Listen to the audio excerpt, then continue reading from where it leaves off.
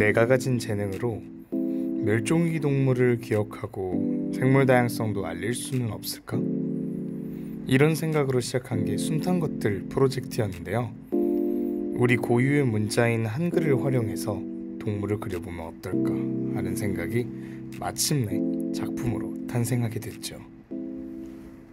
안녕하세요. 저는 한글로 생물 그림을 그리고 있는 숨탄 것들 대표 진관우라고 합니다.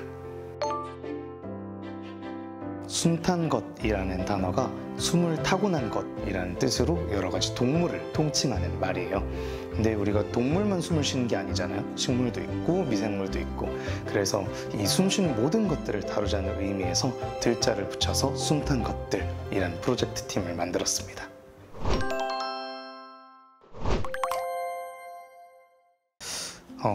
어렸을 때 한 5살쯤이었을 거예요. 5살 때 이제 할머니께서 이제 손자 생일이라고 이제 장난감 가게를 이제 데려가셨어요. 그래서 이 친구가 어떤 걸 좋아할까? 로봇을 좋아할까? 자동차를 좋아할까? 그래서 하나씩 건네주셨대요. 근데 손자가 저는 다 싫다고 이야기를 했다고 해요. 그럼 대체 이 친구가 무엇을 좋아할까? 라고 제 생각을 하시다가 제가 갑자기 뽀로로 어디론가 가더래요. 그래서 어떤 동물들이 잔뜩 들어있는 통을 집었다고 하더라고요.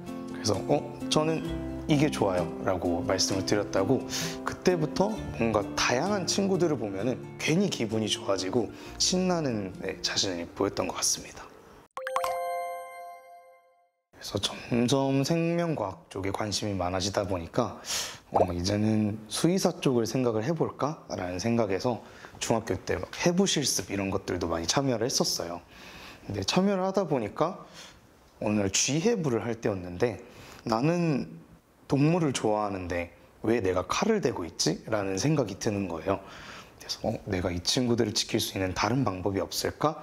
하면서 이제 강연을 찾아보다가 제인구달 박사님이랑 최재천 박사님의 강연을 알게 되어서 동물 행동학과 생태학에 대한 부분을 알게 됩니다. 그래서 그때부터 이쪽으로 가야겠다라는 생각으로 점점 생태 쪽으로 생각이 굳혀진 것 같아요. 2018년에 제가 대학교에 처음 입학을 했을 때 더 라온하제라는 멸종위기 동물 보호 소모임을 만들었어요. 직접 이제 생태 탐사도 진행을 해보고, 그러면서 이 친구들은 점점 사라지고 있는데 너무 알려져 있는 게 없다라는 생각을 하게 되어서 조금 내가 이 알림이의 역할을 해야 되겠다라는 생각으로 조금 더 이 영역을 확장시켜 나갔던 것 같아요. 2023년에 환계국립공원이라는 곳이 있어요. 그곳에서 코끼리들이 떼죽음을 당한 사건이 있었는데요. 이 친구들이 물을 찾으러 이동을 하다가 물이 다 말라버린 거예요. 근데 거기 있던 박테리아들이 독소를 내뿜어가지고 그거에 대해서 이제 공격을 받았던, 그래서 많은 떼죽음이 일었던 사건들이 있었고요. 우리나라 같은 경우에는 구상나무라는 나무가 있습니다. 바늘에 갈고리처럼 생겼다 그래서 구자를 써가지고 구상나무라는 친구가 있는데, 이 친구는 고산지대에 사는 친구예요.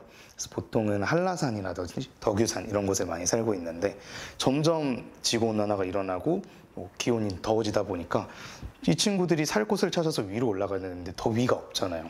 그래서 그 위쪽에는 수분도 증발하게 되면서 고사도 많이 일어나고, 현재는 제가 2020년에 한라산 등반을 했을 때만 해도 엄청 많은 구상나무들이 고사한 걸 확인을 했거든요. 근데 아직까지 우리나라에서는 멸종위기종으로 지정이 안 돼 있지만 국제적으로는 멸종위기종으로 지정이 돼 있는 친구입니다. 네. 원래는 그림 그리기가 취미였었어요. 그래서 예전부터 동물 그림들을 되게 많이 그렸었는데, 어느 날 이제 반달가슴곰을 그렸을 때 귀를 딱 보니까 너무 자음 비읍 같이 생긴 거예요. 그래서 이거 되게 이름으로 표현하면 상당히 재밌겠다라는 생각이 들어서 반달가슴곰을 그리고 나니까 이 친구를 그리면서 제가 계속 이름을 반복해서 쓰는 모습을 발견을 했어요.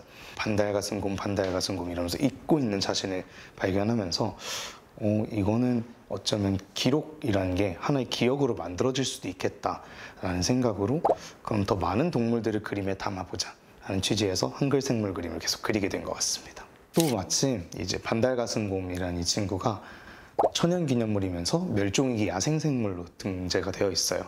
그래서 조금 더 저에게 의미가 있지 않았나 하는 생각이 듭니다.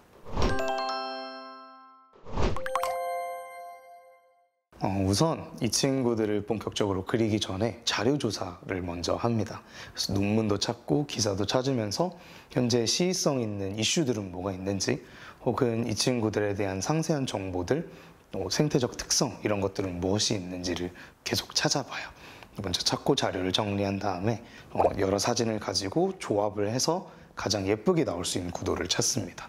한글로 만약에 채우면 비읍, 아, 니은 이런 식으로 한 글자씩 이제 채워가는 과정이 있습니다. 우선 한글로 그림을 그리다 보니까 아무래도 제가 이제 그림을 그리는 작업이 글자로 그림을 그리는 행위이기 때문에 이걸 어떻게 잘 활용이 될 수 있을까에 대한 부분을 제일 많이 생각하는 것 같아요. 근데 한글이 심미적 가치가 정말 뛰어난 것 같은 게 세모 모양도 만들 수가 있고 네모 모양도 만들 수가 있고, 그래서 형태적인 변형이 상당히 용이하다라는 것이 제가 이제 그리면서 느낀 가장 큰 부분이었거든요. 예를 들어서 영어 같은 경우에는 저희가 모음이라고 하면 둥근 게 되게 많아요. A, E, O, U 이런 식으로. 근데 한글의 모음들은 다 직선 형태이기 때문에 조금 더 털 같은 것들을 표현하기도 훨씬 더 수월하고요. 더듬이나 다리를 표현할 때도 각 자음이나 모음들을 길게 늘려서 표현하기에 조금 더 용이했던 것 같습니다. 그래서 그 부분들이 상당히 매력적으로 느껴졌어요. 네, 우선 멀리서 봤을 때는 하나의 동물로 보이지만 가까이서 봤을 때는 글자들이 채워져 있단 말이죠.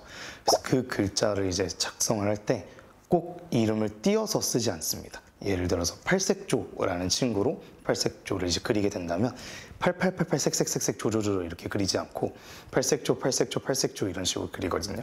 결과적으로는 우리가 이 친구들의 이름을 기억해야 되는 것이기 때문에 그런 식으로 작업을 하고 있고요. 두 번째는 모든 기관들이 한글로 표현이 되어 있습니다. 또 한글 중에서도 그 친구의 이름이죠. 뿔, 더듬이, 불이 상관없이 모든 부분들, 심지어 눈동자까지도 만약에 이응이 있으면 이응을 활용하기도 하고요. 그게 없다면은 피읍이나 미음 이런 식으로 조금 가운데가 뚫린 부분들을 활용한다던가, 그 친구들이 가지고 있는 이름을 그대로 활용을 해서 기관들을 표현하는 데 적용을 시키고 있습니다. 아무래도 한글을 활용한 그림이다 보니까 조금 더 세계적으로 알리고 싶은 저만의 욕심도 있었던 것 같아요.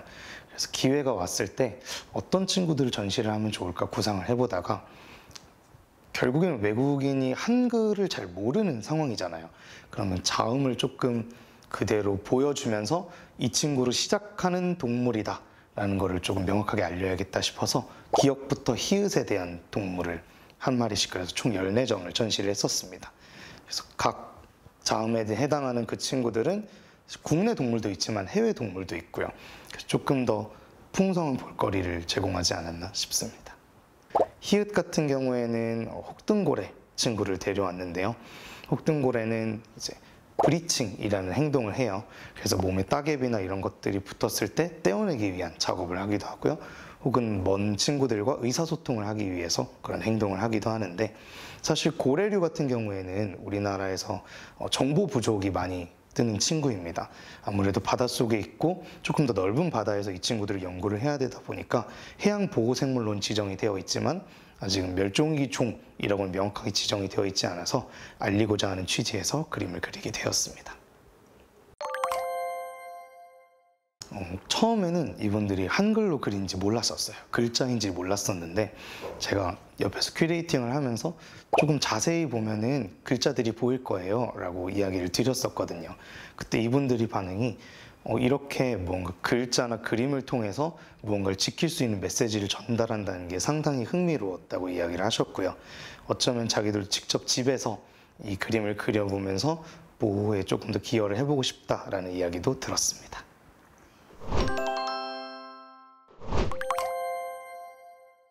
한글박물관 같은 경우에는 아무래도 한글에 대한 기록을 연구하고 또 이것을 관리하고 보존하는 그런 활동들을 하면서 동시에 전시나 행사 같은 것들을 통해 한글을 알리기도 하잖아요. 그런 모습으로 봤을 때 제가 지금 하고 있는 활동들과도 상당히 유사한 것 같습니다. 저 같은 경우에도 생물을 보존하고 탐구하고 또 이것을 알리는 어떻게 보면 알림의 역할도 하다 보니 그런 부분들이 상당히 맞닿아 있는 것 같습니다. 또 제 슬로건인 기록하면 기억할 수 있다라는 이 문장의 가치를 실현한다는 점에서 상당히 맞닿아 있는 것 같습니다. 제일 중요한 부분은 이 친구들의 이름을 먼저 계속해서 노출시키고 그 다음에 본인들도 기억하기 위한 작업들을 하는 게 제일 좋은데요. 사실 이름이라는 단어 자체가 어떤 한 물질의 정체성을 나타내는 것이잖아요. 그래서 이것을 불러주지 않으면 사실 잊혀지기 마련이거든요. 그래서 계속해서 이름을 상기하고 기억하고 불러주는 것이 어떻게 보면 가장 이 친구들을 기억하기 좋은 방법이 아닐까 생각합니다. 우리 아름다운 한글 그리고 우리 아름다운 생물들 이 두 가지를 같이 보호하고 알리는 것이 정말 쉬운 일은 아닙니다. 하지만 여러분들이 기억하고 기록하고 또 생각을 하게 된다면 어쩌면 우리는 진정한 공존의 가치를 실현할 수 있지 않을까 생각해 봅니다. 네, 멸종위기 동물에 대한 관심 그리고 한글에 대한 많은 관심 부탁드리면서 여러분께 인사를 드리도록 하겠습니다. 네, 감사합니다.